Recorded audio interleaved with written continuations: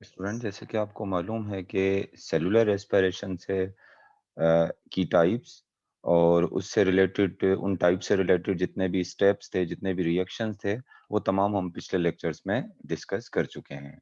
आज मैं शेयर करूंगा आपके साथ कुछ शॉर्ट क्वेश्चंस जो किससे रिलेटेड हैं, जो सेलुलर रेस्पिरेशन से रिलेटेड हैं। अगर आपको याद हो तो फोटोसिंथेसिस से जो रिलेटेड शॉर्ट क्वेश्चन थे, वो हम पहले ही जो है वो डिस्कस कर चुके हैं। आज हम जो है वो सेलुलर रेस्पिरेशन से रिलेटेड जो है वो शॉर्ट क्वेश्चन डिस्कस करेंगे। तो चलें यहाँ पर देख लेते हैं। और मैंने आपको पहले भी बता चुका हूँ कि जब आप शॉर्ट क्वेश्चन सॉल्व करते हो, तो इससे टॉपिक से रिलेटेड आपका कॉन्सेप्ट भी क्लियर हो जाता है और ये शॉर्ट क्वेश्चन आपको एमसीक्यू सॉल्व करने में भी क्या करते हैं, हेल्प आउट करते हैं। तो शॉर्ट क्वेश्चन चलें। फर्स्ट पहला शॉर्ट क्वेश्चन है, आपको बताना है कि 2 ATPs are produced in anaerobic respiration. हमें पता है कि एनारोबिक रेस्पिरेशन में 2 एटीपीज़ प्रोड्यूस होते हैं। In which step of anaerobic respiration these 2 ATP are produced. आपने बताना है कि वो एनारोबिक रेस्पिरेशन का कौन-सा स्टेप होता है जिसमें ये 2 एटीपी प्रोड्यूस होते हैं। उसके बाद सेकंड क्वेश्चन है, how pyruvate convert into lactic acid during lactic acid fermentation. Lactic acid fermentation में कैसे पायरुवेट जो है वो लैक्टिक एसिड में कन्वर्ट होता है। फिर तीसरा क्वेश्चन है, write down the pathway of alcoholic fermentation. यानी अल्कोहलिक फर्मेंटेशन के आपने स्टेप्स लिखने हैं। कैसे अल्कोहलिक फर्मेंटेशन के जो स्टेप्स हैं वो यहाँ पर आपने सिंपली लिख देने हैं। क्वेश्चन नंबर 4 है, in which cell anaerobic respiration take place. यानी वो कौन से सेल्स होते हैं जिनमें एनारोबिक रेस्पिरेशन होती है। उसके बाद क्वेश्चन फिफ्थ क्वेश्चन है, right first three reaction of preparatory phase of glycolysis. Glycolysis का जो पहला मेन फेज होता है जिसको हम प्रिपरेटरी फेज कहते हैं, इसमें जो इसके शुरू के तीन जो है वो आपने रिएक्शन या शुरू के जो तीन स्टेप्स हैं वो आपने लिखने हैं। In which reaction of glycolysis substrate level phosphorylation take place. यानी ग्लाइकोलाइसिस में सबस्ट्रेट लेवल फॉस्फोरिलेशन होती है, आपने उस रिएक्शन के बारे में बताना है। वो जो रिएक्शन है उस रिएक्शन को पूरा आपने एक्सप्लेन करना है जिसमें सबस्ट्रेट लेवल फॉस्फोरिलेशन होती है और कौन से वाले में, ग्लाइकोलाइसिस में। Why preparatory phase of glycolysis is called investment phase. यानी जो प्रिपरेटरी फेज है ग्लाइकोलाइसिस की, इसको इन्वेस्टमेंट फेज कहते क्यों है, ये आपने बताना है। इसके अलावा आपने ये भी बताना है कि how many NADH are how many NADH NADH reduced during glycolysis। यानी कितने NAD, sorry, how many NAD reduced during glycolysis। Glycolysis में कितने NAD रिड्यूस होते हैं। And how many ATP are produced by the oxidation of NADH produced during glycolysis. और glycolysis के दौरान जो NADH प्रोड्यूस होते हैं उनसे ATPs कितने बनते हैं। जब ये इलेक्ट्रॉन ट्रांसपोर्ट में जाते हैं तो इनसे ATP कितने बनते हैं। मतलब इस क्वेश्चन के अंदर दो चीजें आपसे पूछ रहा है। एक चीज ये पूछ रहा है कि कितने एटीपी बनते हैं, सॉरी कितने एनएडी रिड्यूस होते हैं किसमें, ग्लाइकोलाइसिस के दौरान। एक तो ये पूछ रहा है। और दूसरा पूछ रहा है कि ग्लाइकोलाइसिस के दौरान जो एनएडीएच बनते हैं एनएडी के रिड्यूस होने से, ये ये जो है वो ये फिर इलेक्ट्रॉन ट्रांसपोर्ट चेन में जाकर कितने एटीपी बनाते हैं। Are produced by oxidation of NADH produced during glycolysis. What are total and net gain of ATP during glycolysis? यानी ग्लाइकोलाइसिस में टोटल एटीपी कितने प्रोड्यूस होते हैं और नेट गेन कितनी होती है एटीपी की, ये आपने बतानी है। Write down three step by which pyruvate convert into acetyl coenzyme है। आपने वो तीन स्टेप बताने हैं जिसमें पायरुवेट कन्वर्ट होता है किसके अंदर, एसिटाइल कोएंजाइम ए में।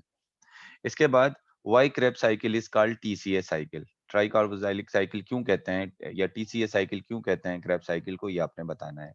इन Kreb cycle during conversion of succinate into fumarate. Kreb cycle में जब सक्सीनेट फ्यूमेरेट में कन्वर्ट होता है, which coenzyme act as oxidising agent. यहाँ पर कौन सा कोएंजाइम जो है या कौन जो है वो किसके तौर पे काम करता है, ऑक्सीडाइजिंग एजेंट के तौर पे काम करता है। मतलब वो कौन सा कोएंजाइम होता है जो सक्सीनेस से हाइड्रोजन या इलेक्ट्रॉन लेता है। How fumarate convert into malate in Kreb cycle. आपने स्टेप बताना है किस तरीके से, यानी फ्यूमेरेट में क्या चेंज आता है जिसके बाद वो मैलेट में कन्वर्ट होता है क्रेब साइकिल में। At which step of Kreb cycle substrate level phosphorylation take place. वो कौन सा स्टेप होता है क्रेब साइकिल का जिसमें सबस्ट्रेट लेवल फॉस्फोरिलेशन होती है, उस स्टेप के बारे में आपने बताना है। Write down the role of GTP, guanine triphosphate का रोल आपने बताना है सबस्ट्रेट लेवल फॉस्फोरिलेशन में during Kreb cycle. Write down the name of protein complex of electron transport chain found in inner membrane of mitochondria.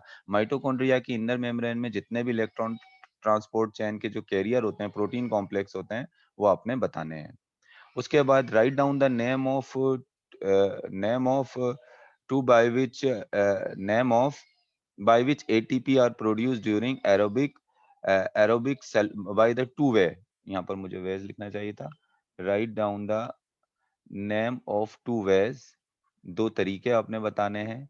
by which ATP are produced during aerobic cellular respiration। aerobic cellular respiration में जो ATP बनते हैं, इसके two ways आपने बताने हैं, दो तरीके कौन कौन से होते हैं। इसके अलावा How many step NADH are produced during aerobic respiration? Aerobic respiration में वो कौन-कौन से स्टेप होते हैं जिनमें NADH प्रोड्यूस होते हैं? यानी NAD जो है वो रिड्यूस होते हैं। ये आपने स्टेप बताने हैं। ग्लाइकोलाइसिस में कितने होते हैं? फिर क्रेब्स ऑक्सीडेशन ऑफ पायरुवेट में कितने होते हैं? क्रेब्स साइकिल में कितने होते हैं? ये सारे स्टेप तमाम के तमाम स्टेप आपने बताने हैं। How many ATP are produced by substrate level phosphorylation and how many ATP are produced by chemiosmosis in aerobic respiration? कितने ATP substrate level phosphorylation के जरिए बनते हैं और कितने ATP जो है वो chemiosmosis के जरिए बनते हैं किस दौरान? aerobic respiration के दौरान। Write down the role of ATP synthase in chemiosmosis। chemiosmosis में ATP synthase जो है वो क्या काम करता है, ये आपने बताना है।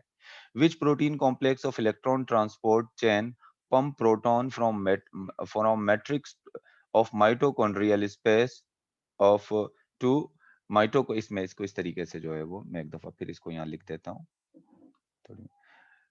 Which protein complex of electron transport chain pump proton from matrix यानी मैट्रिक्स है to intermembrane space of mitochondria।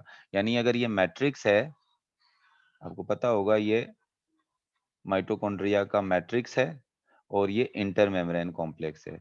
तो आपने बताना है कि यहाँ पर कौन से प्रोटीन कॉम्प्लेक्स होते हैं जो प्रोटॉन को पंप करते हैं, हाइड्रोजन आयन को पंप करते हैं। मैट्रिक्स से कहाँ पर पंप करते हैं? इंटरमेम्ब्रेन स्पेस में।